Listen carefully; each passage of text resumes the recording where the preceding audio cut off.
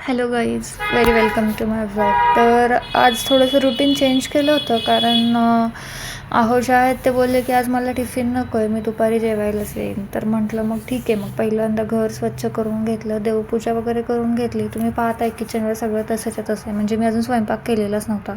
तर गॅलरी वगैरे धुवून घेतली आणि त्याच्यानंतर मग लागले हळूहळू स्वयंपाकाला. आज मेन्यू होता मेथीची भाजी, बटाट्याची आमटी, चपाती आणि म्हटलं कोशिंबीर करावी. तर पहिल्यांदा मेथीची भाजी करायला घेतली.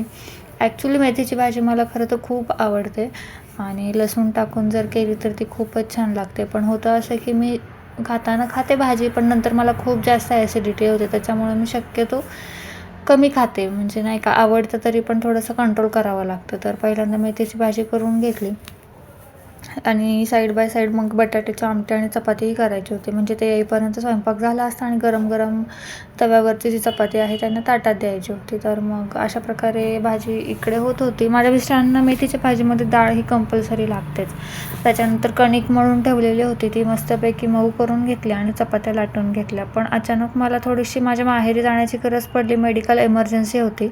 तर बसच लवकर भेटत नव्हती आणि भेटली तर मग ती स्लीपरने गेलो मग पुण्यामध्ये आणि तिथून मग मेट्रो स्टेशनवरून स्टेशनला जाऊन मग मी सोलापूरला पोहोचले आणि घरी जाऊन आराम केला. बाय.